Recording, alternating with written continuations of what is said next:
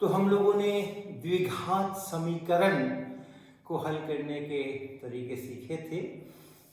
द्विघात समीकरण का ये स्टैंडर्ड फॉर्म है और इसमें ए बी सी ये संख्याएं हैं और ये अगर अपने को दी रखी हैं और x का मान चाहिए अर्थात इसको हल करना है या इसके मूल निकालना है, तो फिर हमने उसके लिए कई तरीके बताए थे।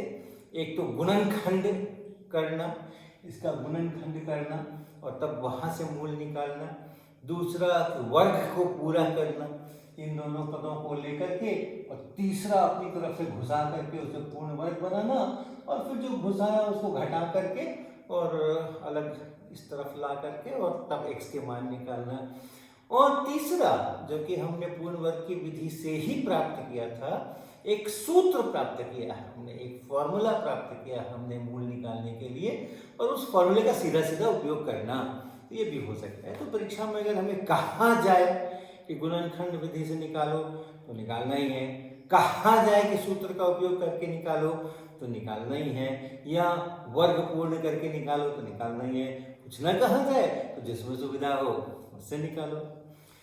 तो जो सूत्र है वो हम लोगों ने देखा था कि जो दो मूल हैं जिनको हम अल्फा और बीटा लिखते हैं ऐसा साधारणतः, तो एक है माइनस बी, बी अर्थात ये वाली संख्या, और प्लस और ये वर्गमूल किसका, b का स्क्वायर, इसका स्क्वायर 4 इंटू ए इंटू सी, ये a और ये c इनका गुना यहाँ पे बटा 2a। और दूसरा मूल है माइनस b और minus root over b square minus 4ac बटा 2a। और ये जो संख्या है बी स्क्वायर माइनस 4ac, इसको कहते हैं क्या, विविक्त कर, विविक्त कर, ऐसा ऐसा इसका नाम है। और ये संख्या बहुत कुछ कह जाती है अगर आपको सिर्फ ये और ये और ये ले करके और आप इसका मान निकाल लें, तो ये अगर शून्य हो जाए, ये अगर बराबर शून्य हो जाए, ये विविक्त कर अगर शून्य हो जाए यानी कि ये शून्य हो गया, शून्य का वर्गमूल भी शून्य हो गया, और इसमें से आप शून्य को जोड़ दें या इसमें से शून्य को घटा दें तो कुछ फर्क पड़ना नहीं है। तो अल्फा भी हुआ माइनस बी बाई 2a और बीटा भी हुआ माइनस बी बाई 2a। और चूंकि b पता है, a पता है, a 0 है नहीं, तो माइनस बी बाई 2a तो कुछ निकल के आएगा ही आएगा। तो इसलिए दोनों मूल होंगे और बराबर होंगे। तो इससे पता चला अगर ऐसा हो जाए तो दो मूल होंगे और वो बराबर भी होंगे। इसको हम लोग वास्तविक मूल भी कहते हैं कि हाँ है, दोनों हैं, वास्तव में है। और अगर ये चीज, अगर ये विविक्त कर अगर शून्य से बड़ा हो जाए यानी ये धनात्मक हो जाए, यानी ये धनात्मक हो जाए, अगर धनात्मक हो जाएगा तो वर्गमूल हम निकाल सकते हैं। और वो वर्गमूल जब निकालेंगे और कोई संख्या होगी शून्य के अलावा, एक संख्या होगी धनात्मक संख्या, इस माइनस बी में जोड़ेंगे और इस माइनस बी में से घटाएंगे, तो ये दोनों अलग अलग हो जाएंगे, क्योंकि यहाँ कुछ जोड़ रहे हैं, यहाँ कुछ घटा रहे हैं, तो ये दोनों अलग अलग हो जाएंगे। तो दोनों मूल होंगे और वो बराबर नहीं होंगे। अगर ऐसा हो जाए तो दो मूल होंगे और वो बराबर नहीं होंगे। ये सब चर्चाएं हम लोग पिछली बार कर चुके हैं कि ये बराबर नहीं होंगे, दो मूल होंगे जरूर लेकिन वो बराबर नहीं होंगे। और अगर बी स्क्वायर माइनस 4ac शून्य से छोटा हो जाए, ऋणात्मक हो जाए, तो ऋणात्मक संख्याओं का वर्गमूल हमारे सभी संख्याएं जो हम जानते हैं उसमें नहीं होता है। जो धनात्मक, ऋणात्मक या शून्य कोई भी संख्या में स्क्वायर कर देंगे अगर, तो जरूर वो धनात्मक हो जाती है। तो ऋणात्मक संख्या का हम लोग वर्गमूल नहीं निकालते हैं और इस कारण से न अल्फा होगा न बीटा होगा, क्योंकि इसका मान ही नहीं निकलेगा, तो मूल नहीं होते हैं, मूल नहीं होते। हालांकि जैसा हमने कहा था कुछ गणितज्ञ हैं जो कि -1 के वर्गमूल को भी परिभाषित करते हैं और उसको भी संख्या के रूप में लेते हैं, उसको काल्पनिक संख्या कहते हैं, तो उसकी चर्चा हम लोग नहीं कर रहे हैं। तो ये विविक्तकर से ये सारी चीजें निकल करके आती हैं। ये सब चर्चाएं हम लोगों ने की थी और अब हम कुछ सवाल लेते हैं। इसमें से कुछ कभी 4 नंबर के, कुछ कभी 6 नंबर के, कभी 3 नंबर के 2 आ जाए, 1-1 नंबर के भी सवाल आते हैं, प्रश्न पत्र में अक्सर पूछे जाते हैं। तो पहले हम छोटे छोटे सवाल करेंगे और बाद में हम कुछ लंबे लंबे सवाल भी करें। तो सबसे पहले हम एक सवाल लेते हैं जिसमें कहा जा रहा है कि एक समीकरण है x स्क्वायर माइनस 25x और plus 144, x square minus 25x plus 144 बराबर 0। इस समीकरण को हल करें। द्विघात समीकरण, ऐसा साधारणतः लिख करके आता है सवाल में, द्विघात समीकरण, और फिर समीकरण दिया होता है इतना और फिर कहा जाता है को हल करें। तो चूंकि कहा नहीं गया है कि किस विधि से हल करें, तो हम जिस विधि से हमें आसान लगे उससे हम कर सकते हैं। और ये देखने में लगता है कि गुणनखंड करना इसमें ज़्यादा कठिन नहीं होना चाहिए। तो देखिए यहाँ पर 1 है और यहाँ पे 144 है और ये 25 है। 25 के 2 हिस्से करने हैं कि जोड़ के 25 हो जाए और गुना करके 144 हो जाए। यानी यहाँ जो A है और ये जो C है, इसको आपस में गुना कर लीजिए। इन दोनों का गुना होकर उतना होना चाहिए और इन दोनों को जोड़ के इतना होना चाहिए। तो देख करके पता कर सकते हैं कि क्या होना चाहिए। यहाँ पे हम इस 25 के जो 2 हिस्से करने वाले हैं, ये 16 और 9, 16 और 9 को जोड़ देंगे तो 25 हो जाएगा। और अगर 16 और 9 को गुना कर देंगे तो 16 9 144, ये 144 हो जाएगा। कैसे लिखेंगे हम? x का स्क्वायर, 25x की जगह हम लिखेंगे 16x और 9x। माइनस 25 है तो माइनस 16 और माइनस 9, प्लस 25 होता है तो प्लस 16 और 25 और प्लस 9, ऐसा लिखते हैं हम, प्लस 144। ये बराबर 0 है। इसमें से आप इस x को कॉमन करेंगे, यहाँ से x बचेगा, यहाँ से माइनस और फिर 16 बचेगा। इसमें से आप माइनस 9 को कॉमन करेंगे और तब यहाँ से x बचेगा और यहाँ से माइनस 16 बचेगा बराबर 0। ये दोनों एक ही हो गए, उनको आप फिर से अलग से लिख लीजिए कॉमन, यहाँ से x और ये माइनस 9 यहाँ से बराबर 0। अब 2 चीजें हैं, यदि x माइनस 16 बराबर 0 तो x बराबर 16, और यदि x माइनस 9 बराबर 0 तो x बराबर 9। तो ये हो गए हमारे उत्तर। ऐसा इसी प्रकार से अगर आपको सवाल मिलते हैं जिसमें x स्क्वायर है, उसके साथ में भी कुछ यहाँ लगा हो सकता है, यहाँ पे 1 है, कुछ हो सकता है, फिर x का टर्म है, फिर c का टर्म है और बराबर 0 है, तो आप एक बार देख लीजिए नजर डाल करके कि उसका गुणनखंड आसानी से आपको दिखता है क्या। दिख गया तो ठीक, नहीं तो फिर दूसरी विधियां हैं उससे भी कर सकते हैं बहुत आराम से। तो अगले सवाल पर चलते हैं। तो अगला सवाल है कि x का स्क्वायर और माइनस 3x और माइनस 10, ये है हमारा समीकरण और इस समीकरण को हल करना है।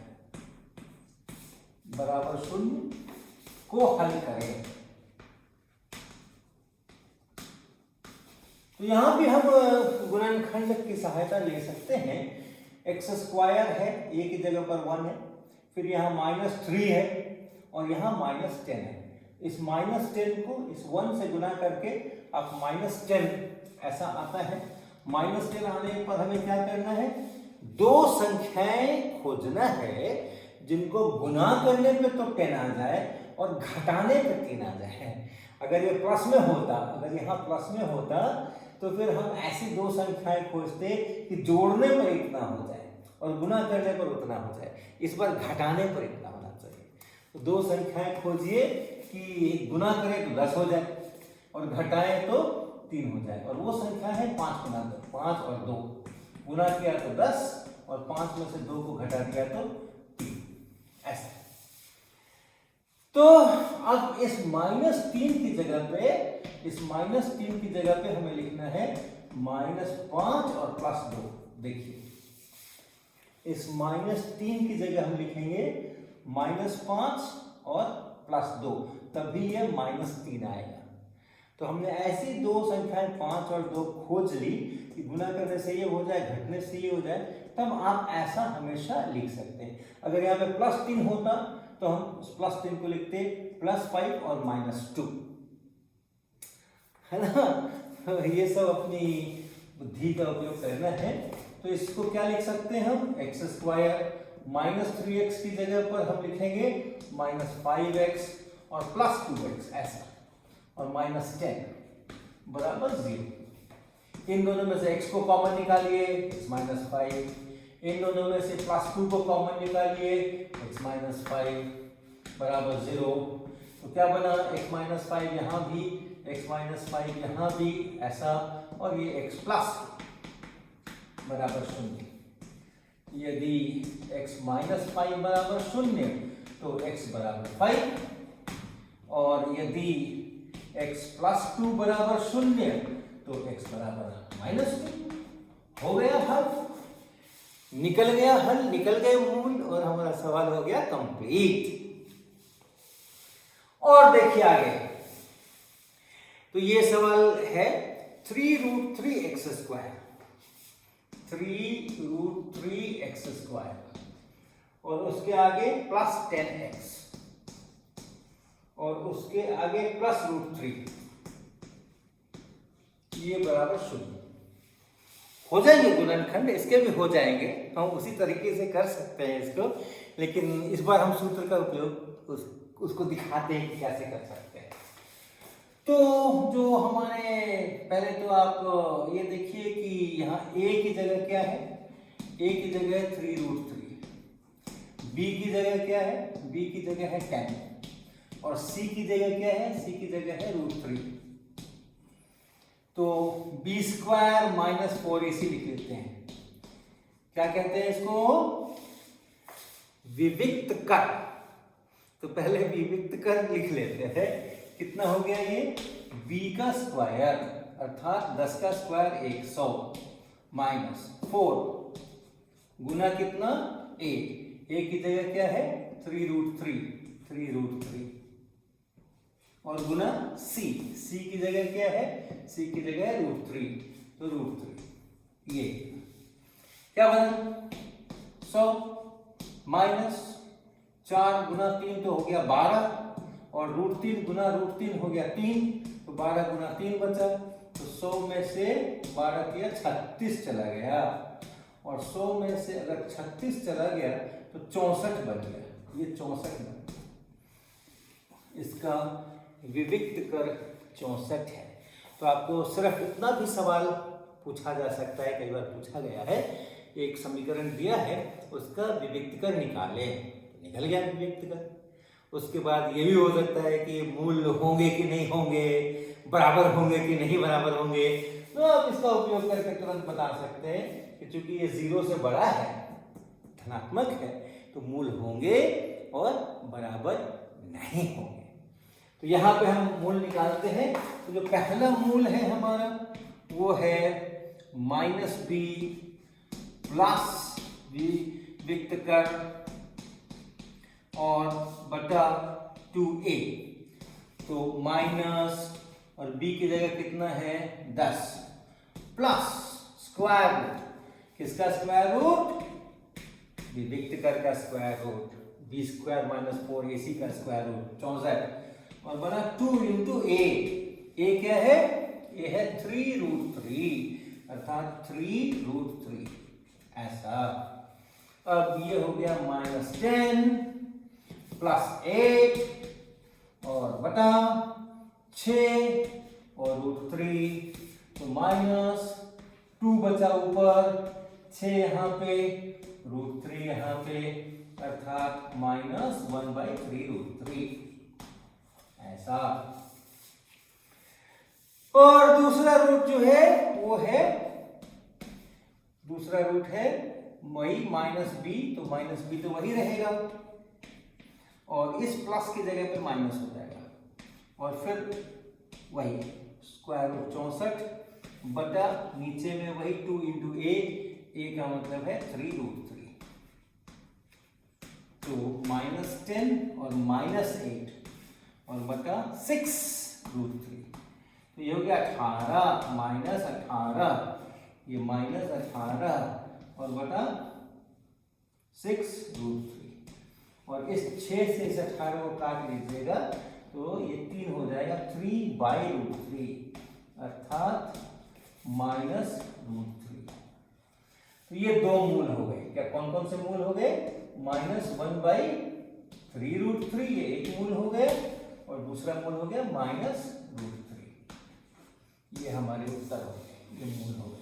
x बराबर ये, x बराबर ये, चाहे तो x बराबर करके भी लिख सकते हैं, x बराबर इतना और x बराबर इतना, ऐसा भी लिख सकते हैं। तो ये हमारे मूल हो गए, ये हमारे। तो इस तरह से हम सूत्र का उपयोग करके भी अगर ये संख्याएं दी हुई हैं तो इसका मान निकाल। तो अगला सवाल देखते हैं।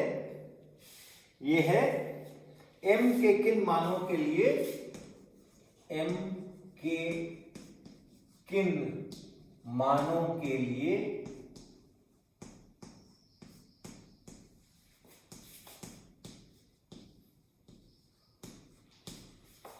तो समीकरण दिया गया है आपको m+1 into x square, m+1 into x square, और इसके बाद प्लस 2m+3 इंटू एक्स, और फिर प्लस 2m+1, 2m+3, 2m+3, ये बराबर 0। ये समीकरण दिया गया है और कहा जा रहा है के मूल समान होंगे।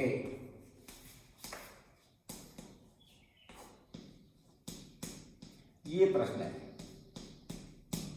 द्विघात समीकरण दिया गया है और द्विघात समीकरण में पूछा जा रहा है कि m के किन मानों के लिए इसके मूल समान होंगे।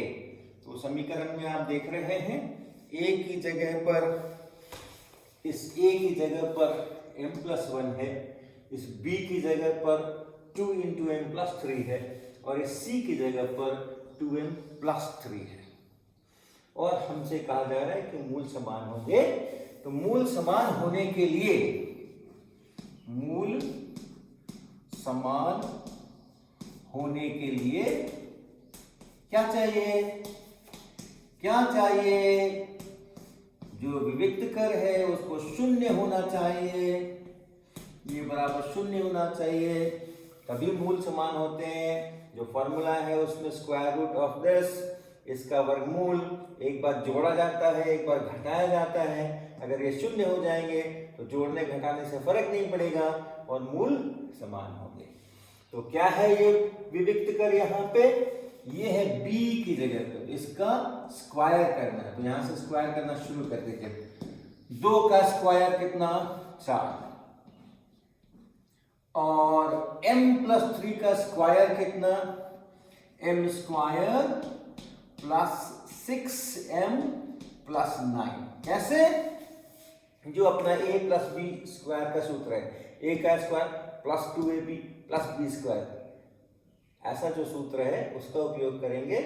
और m का स्क्वायर यहाँ 2ab, तो 2 into m into 3, 2 into m into 3, 6m, और फिर क्या? b स्क्वायर, तो b का स्क्वायर, 3 का स्क्वायर, तो ये b स्क्वायर हो गया -4a। अब a क्या है? a है m+1, और c क्या है? 2m+3, 2m+3। ये है विविक्त कर b² - 4ac, और इसको शून्य होना चाहिए। तो इसको जरा हल करें। 4 से तो ये भी भाग लगा सकते हैं, यहाँ पे 4 से गुना है, यहाँ पे 4 से गुना है, और यहाँ शून्य है, तो सभी को अगर 4 से भाग लगा दें तो क्या बचता है? इस तरफ बचता है m² + 6m +9 माइनस 4 से भाग लगा रहे हैं, ये 4 कट गया, ये भी 4 कट गया, इन दोनों का गुना। अब इन दोनों का गुना कर दीजिए, इसका और इसका गुना कर दीजिए। तो कैसे करेंगे? पहले इस m से शुरू करते हैं, इस m से इसको करेंगे और इस m से इसको करेंगे, इससे इसको करेंगे तो आएगा 2m स्क्वायर, 2m स्क्वायर। फिर इसको इससे करेंगे तो 3m प्लस 3m, और फिर अब इस 1 से शुरू करेंगे, इस 1 से, ये जो 1 है यहाँ पे, इस 1 से शुरू करेंगे, तो इससे जब शुरू करेंगे तो इससे इसको करेंगे 2m प्लस 2m, और 1 से इसको करेंगे तो प्लस 3। ये बराबर 0 होना चाहिए मूल समान होने के लिए। अब इसको थोड़ा हल करिए, यहाँ है m स्क्वायर और यहाँ है -2m स्क्वायर, और कहीं m स्क्वायर है नहीं, है ना, और कहीं m स्क्वायर है नहीं, एक ही जगह यहाँ है और एक जगह यहाँ है, बस इतने ही जगह है। इतने को पहले कर लेते हैं। ये है +m स्क्वायर और ये है -2m स्क्वायर, तो क्या बनेगा? ये बनेगा -m का स्क्वायर, ऐसा बनेगा ये। अब m वालों को ढूंढते हैं कहाँ? एक देखो यहाँ पे है m वाला, एक यहाँ है m वाला, और एक यहाँ है m वाला, बस ये 3 जगह पर है। 3m प्लस 2m मिलके हो गया 5m, और वो 5m माइनस के साथ है, -5m है, और यहाँ क्या है? +6m है, इतने ही m है, +6m है और -5m है, तो क्या बचेगा? +m बचेगा, 1m बचा, 6m में से 5m चले गए तो 1m बच गया। अब बिना m स्क्वायर वाला, बिना m वाला कांस्टेंट यहाँ है +9 और यहाँ है -3, तो +9 और -3 मिलके बच गया +6, ये होना चाहिए 0। एक पूरे को -1 से चाहे तो गुना कर दें, तो क्या बन गया? ये m स्क्वायर,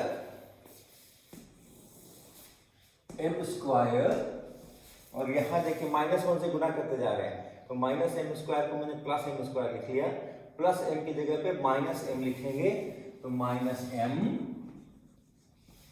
और फिर +6 की जगह पे -6 लिखेंगे, क्योंकि पूरे समीकरण को -1 से गुना करना है, तो यहाँ पे -6 ये हो गया, बराबर चिन्ह के बाद भी -1 से गुना करना है, तो इस बार 0 है तो -1 से गुना करने पर भी 0 ही रहेगा, इसलिए ये हुआ 0। देखिए अब आया द्विघात समीकरण, है ना। अभी तक तो हम व्यंजक सरल कर रहे थे, विविक्तकर का मान 0 होने के लिए क्या चाहिए वो हमने यहाँ से किया, और अब आ गया है द्विघात समीकरण। ये x में नहीं लिख करके m में लिखा है, लेकिन है वही चीज। तो जैसे वहां x के मान निकलते थे, यहाँ m के मान निकलेंगे। तो आप कई तरह से कर सकते हैं, गुणनखंड से कर सकते हैं, सूत्र लगा के कर सकते हैं, या वर्ग पूरा करके कर सकते हैं। गुणनखंड आसान है क्योंकि 6 है और यहाँ पे है 1, तो हमें 6 के 2 ऐसी संख्याएं ढूंढनी है कि गुना कर दें तो 6 हो जाए और घटा दें तो 1 हो जाए, है ना। गुना कर दें तो 6 हो जाए, यहाँ पे 1 है, देखिए इसको और इसको पहले गुना कर लेते हैं और तब देखते हैं। 2 ऐसी संख्याएं ढूंढते हैं कि गुना करने से उतना हो जाए, और चूंकि माइनस है इसलिए घटा देने से यहाँ जो है उतना हो जाए, 1 हो जाए। तो संख्याएं भी बड़ी आसान है, 3, 2 गुना कर दीजिएगा तो 6 हो जाएगा, घटा दीजिएगा तो 1 हो जाएगा। तो इसलिए इस 1 को, यहाँ जो 1 है इसको 3 - 2 लिखना है, अर्थात जो -m है उसको -3m और +2m लिखना है। तो क्या बनेगा ये समीकरण? ये हो जाएगा m का स्क्वायर और -m की जगह पे -3m और +2m, ऐसा देखिए ये -m हो गया और -6, ये बराबर 0,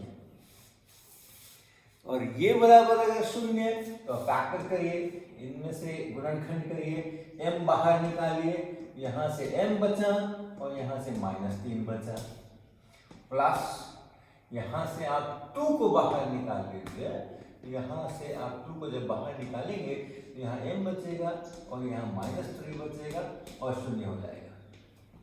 ये दो भाग अगर आपने सही से करिए हैं तो निश्चित रूप से यहाँ और यहाँ आपको एक ही चीज मिलने वाली है, जिसको कि फिर से आप कॉमन निकाल सकते हैं। तो इसलिए हम लिखेंगे क्या, इसलिए हम लिखेंगे m-3 और यहाँ m+2 बराबर 0। तो यदि m-3 बराबर 0 तो m बराबर 3, और यदि दूसरा वाला फैक्टर ये वाला m+2 बराबर 0 तो m बराबर -2, तो m बराबर -2। तो ऐसा हमारा दो मान निकल करके आ गए, m बराबर 3 और m बराबर 2। यही हमारे उत्तर हो गए, m बराबर 3 और m बराबर -2। यही हमारे उत्तर हो गए। m के ये मान अगर हम यहाँ लें तो इस समीकरण के जो मूल हैं वो समान होंगे। आप चेक करिए, एक बार चेक करिए, 3 से कम चेक कर लीजिए, 1 से चेक कर लीजिए।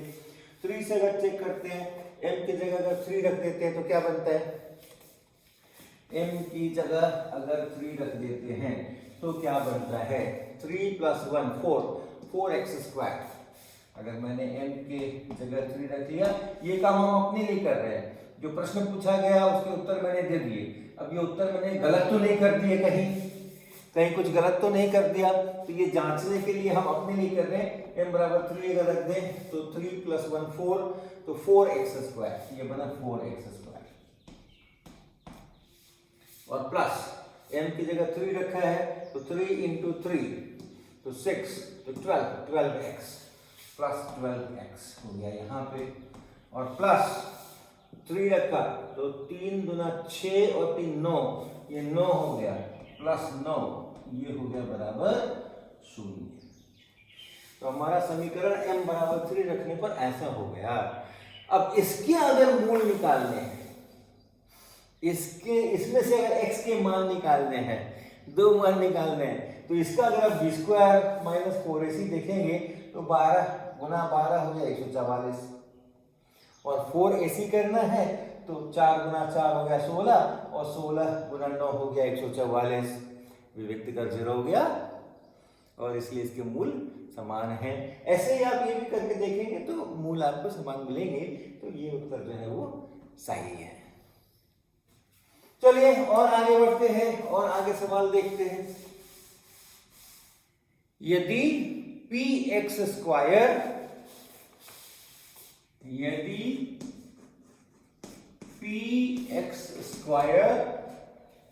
-2√6x + 2 बराबर 0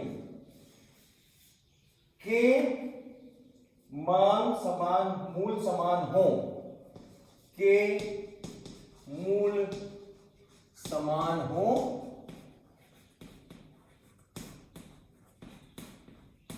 तो p का मान निकालिए। देखते ही समझ गए होंगे आप, p का मान निकालिए। ठीक उसी तरह का सवाल है। तो ऐसे सवाल साधारणतः 1 नंबर के लिए या कभी कभी 2 नंबर के लिए पूछे जाते हैं, जिसमें कि एक समीकरण होता है और ABC के स्थान पर कुछ एक अज्ञात राशि होती है जिसका मान निकालने को कहा जाता है, और उसके लिए सूचना ये दी जाती है कि इसके मूल समान हैं, या और कुछ इस तरह की सूचना हो सकती है। तो फिर से वही काम, p का अगर मान निकालना है और इस समीकरण के मूल समान है, तो पहले इसका विभक्त कर लिख ले। विभक्त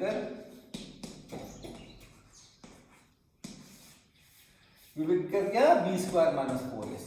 ये b² - 4ac इस वाले ABC के अनुसार लिखे गए हैं। तो क्या बनेगा यहाँ पे, b की जगह देखिए ये है, b की जगह x के पीछे जो संख्या लिखी रहती है वो b होता है, प्लस माइनस का ध्यान दे करके। तो b की जगह है -2√6, इसका स्क्वायर, ये माइनस, ये 4, a। अब a की जगह क्या है? a की जगह p है, एक्स स्क्वायर के पहले जो होता है उसको a कहते हैं, तो p, और इनटू c, गुना c। c क्या है? c की जगह क्या है? c की जगह 2 है, ये इतना हो गया विविक्त कर। अब इसको गुना करें, क्या बनेगा? माइनस का स्क्वायर करेंगे तो प्लस हो जाएगा, 2 का स्क्वायर करेंगे तो 4 हो जाएगा, और √6 का स्क्वायर करेंगे तो 6 हो जाएगा, है ना। √6 गुना √6 बराबर 6, ये इतना हो गया। और माइनस लगा के 4 गुना 8 p, ये हो गया बराबर 0। विविक्त कर बराबर 0 होना चाहिए, मूल बराबर होने के लिए विविक्त कर बराबर 0, तो ये बराबर 0 हो गया, तो ये 24 हो गया यहाँ पे, और ये 8p हो गया, 8p हो गया, तो p बराबर 3। तो देखें, इस तरह से छोटे छोटे सवाल इस प्रकार के बनते हैं। इसी प्रकार का एक और सवाल देखते हैं। यदि px² -2√5px और +15 बराबर 0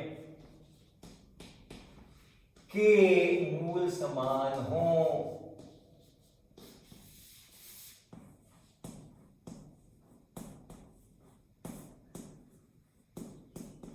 तो p का मान निकालें।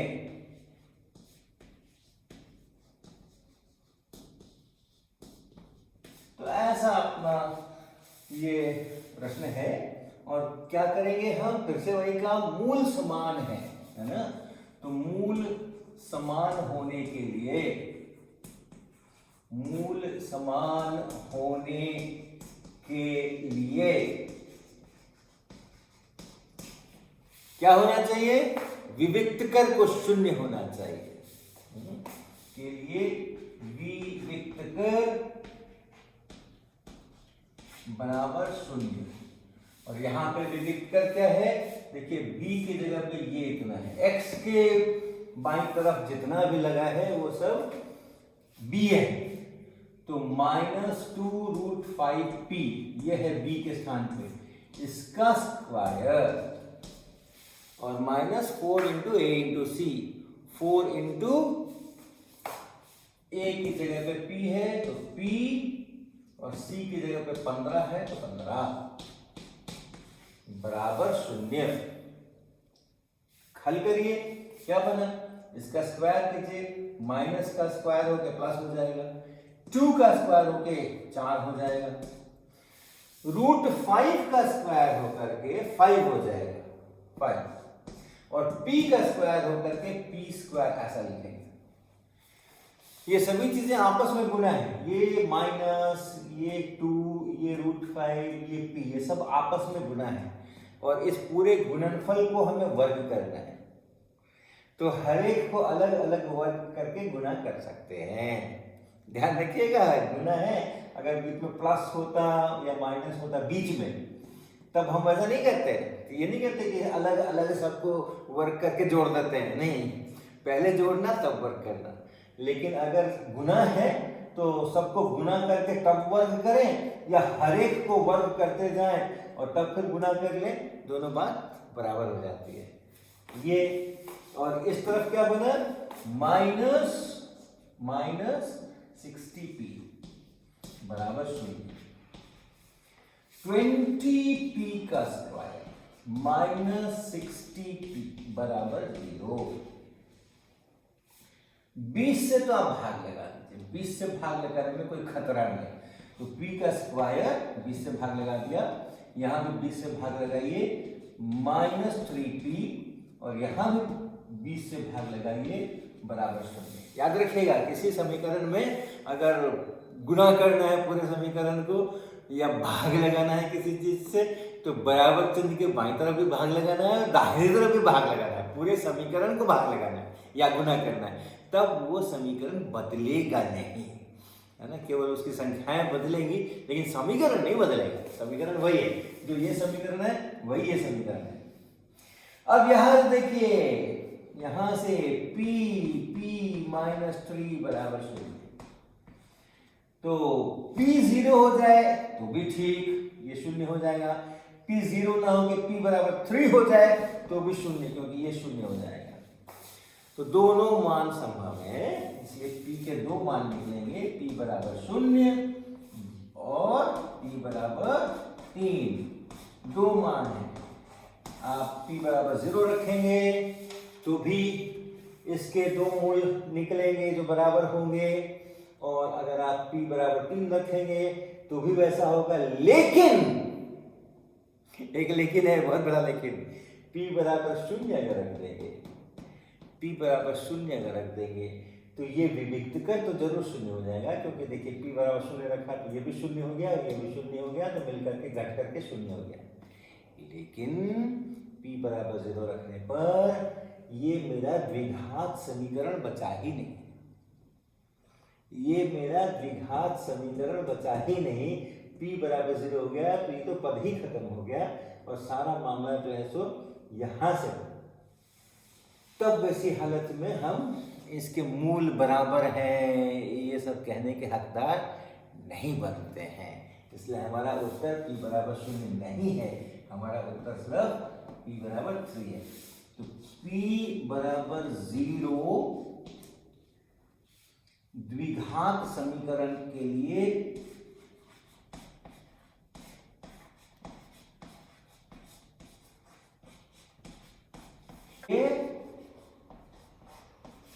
संभव नहीं है।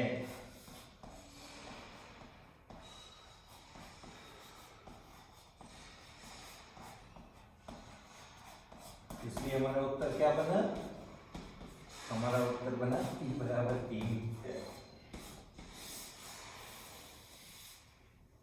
तो ऐसे कभी कभी परिस्थितियां भी सावधान रहना चाहिए, समीकरण हल करने से आ गया उसका मान, लेकिन फिर भी हम कह रहे नहीं नहीं ये नहीं हो सकता, क्योंकि ये भी कंडीशन होता है ना कि भाई ax² + bx + c बराबर 0 द्विघात समीकरण अगर होना है तो a को 0 नहीं होना है। तो यहाँ पर चूंकि a की जगह में p है तो इसको 0 नहीं होना है, और इसलिए यही मान इसका निकल करके आएगा। तो द्विघात समीकरण हल करने के कुछ और उदाहरण लेते हैं। एक प्रश्न है कि 3x² - 2√6 x और +2 बराबर 0 को हल करें, और इसमें ये प्रश्न परीक्षा के प्रश्न पत्रों से ही सारे मैं ले रहा हूं, और इसमें लिखा गया सूत्र द्वारा हल करें, सूत्र का उपयोग करके हल करें। द्विघात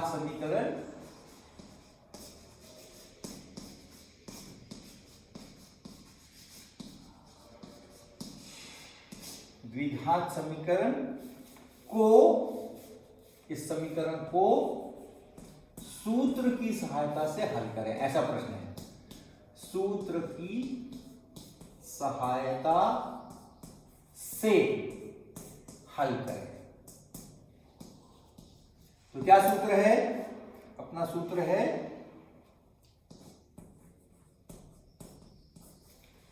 द्विघात समीकरण के लिए के हल के लिए जो दो सूत्र अपने पास है वो है कि जो मूल होते हैं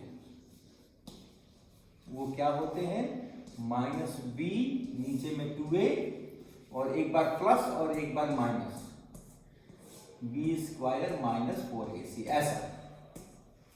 तो यहां पे a की जगह पे है 3, b की जगह पे है -2√6 और c की जगह पे है +2, ax² + bx + c बराबर 0। तो यहां रखे हम, पहले उसको अलग से निकाल लेते हैं।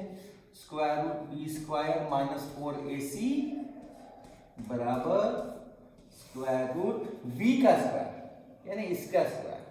अब इसका जब स्क्वायर करेंगे तो फिर से माइनस का स्क्वायर करेंगे, 2 का स्क्वायर करेंगे, √6 का स्क्वायर करेंगे और सबको गुना कर देंगे। तो माइनस का स्क्वायर किया तो प्लस हो गया, 2 का किया तो 4 हो गया और √6 का किया तो 6 हो गया। ये b स्क्वायर बना, ये b स्क्वायर, ये b का स्क्वायर बना 4 गुना 6 ऐसा, माइनस 4 इंटू a इंटू सी। तो a की जगह पे 3 है और c की जगह पे 2 है, तो ये इतना बना। कितना हुआ ये, कितना हुआ, इसको हल करें, बराबर स्क्वायर रूट 4 गुना 6 हुआ ये, तो हो गया ये 24 और माइनस लगाएं और यहां गुना करें, 4 ये 12, 12 दूने 24, तो ये भी 24, तो ये हो गया 0। ये हो गया यहाँ पर 0 और इसलिए क्या करना पड़ेगा हमें, ये +0 भी करेंगे तो उतना ही आएगा, -0 भी करेंगे तो उतना ही आएगा। इसलिए मूल हमारे हो गए -b/2a। ये शून्य हो गया तो बना -b/2a। ये हमारे मूल बने और 2 मूल लिखते हैं तो इसी को फिर से वापस करते हैं इतना। और ये कितना बना, ये b की जगह पर है -2√6 माइनस ये वाला माइनस, फिर b की जगह पे है -2√6 बटा 2 और a की जगह पर है 3, a की जगह पर है 3, तो गुना कीजिए ऐसा। हाँ तो ये बन गया, ये प्लस हो गया, 2 से 2 कट गया, √6/3। तो दोनों रूट जो है वो √6/3 है, √6/3 ये मूल निकले। ये हमारा इसका उत्तर बना। तो अब एक और सवाल देखते हैं। इसमें कहा जा रहा है द्विघात समीकरण 4x² + 4bx, 4x² + 4bx और माइनस ब्रैकेट में a² - b² बराबर 0 के हल वर्ग पूरा करने की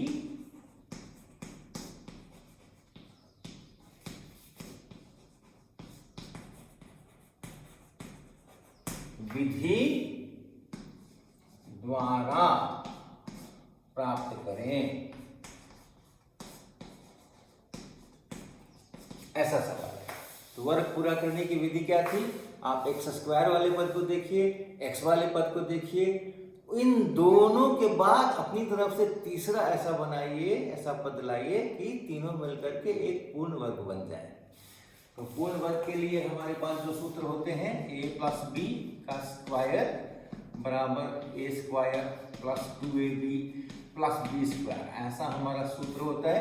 इस रूप में लाना है, इसको और एक तीसरा टर्म जोड़ के इस रूप में लाना है। तो कैसे लिखेंगे, जो पहला पद है वो ऐसा होना चाहिए, तो 2x का स्क्वायर ऐसा, जो अगला पद है वो ऐसा होना चाहिए, तो 2 इंटू a मतलब यहाँ वाला, यानी यहाँ वाला 2x, और इंटू कुछ लिखना है यहाँ पे ताकि ये हो जाए 4bx, तो 4x हो चुका है तो b लिख दीजिए यहाँ पे। तो ये पूरा बन गया, इतना बन गया। लेकिन अब तीसरा पद मुझे ऐसा चाहिए, जो यहाँ पे आया है उसका स्क्वायर चाहिए, तो यानी तीसरा पद मुझे चाहिए +b²। यहाँ है नहीं, यहाँ है नहीं, बल्कि है, खोजे तो है भी, माइनस और माइनस मिलके ये +b² है, ये +b² है भी। तो समझिए कि हमने ये +b² यहाँ लिख दिया, क्या बचा, -a² बचा, -a² बराबर 0। साधारणतः ऐसा होता नहीं है, मुख्य रूप से जब सवाल दिए जाते हैं तो यहाँ मैंने कुछ जोड़ा है वो यहाँ नहीं होता है, तो हम अपनी तरफ से जोड़ते हैं, फिर हम अपनी तरफ से उसको घटाते भी हैं और तब जो दिया रहता है उसको लिख लेते हैं। वो भी हम करेंगे तो यही आने वाला है। अगर हमने यहाँ पे -b² लिख के और फिर इसको लिखा तो कट करके फिर यही आने वाला है। तो ये हो गया कि ये तीनों मिलके हो गए 2x प्लस बी का होल स्क्वायर, और इसको उधर ले जाएं तो बराबर a का स्क्वायर, इसको उधर ले गए तो हो गया a स्क्वायर, और ये तीनों मिलके हो गया इतना। दोनों तरफ वर्गमूल निकाल लें। 2x प्लस बी बराबर a और माइनस a, दो संभावनाएं बन गई। 2x प्लस बी बराबर a, ये पहली संभावना है। यदि 2x प्लस बी बराबर a, तो वैसी हालत में 2x बराबर a माइनस बी, और इसलिए x बराबर a माइनस बी बाई 2, ये पहला उत्तर हो गया। और दूसरी संभावना है 2x प्लस बी बराबर minus a, 2x plus b बराबर माइनस a।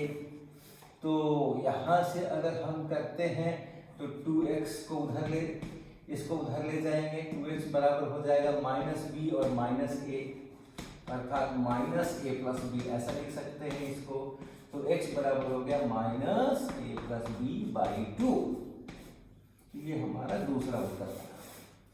तो दो मूल निकले, असमान है, एक दूसरे के समान नहीं है, तो ये उसका उत्तर बना। पहला उत्तर ये, दूसरा उत्तर ये, दो मूल हमने वर्ग पूरा करने की विधि के द्वारा निकाल लिए।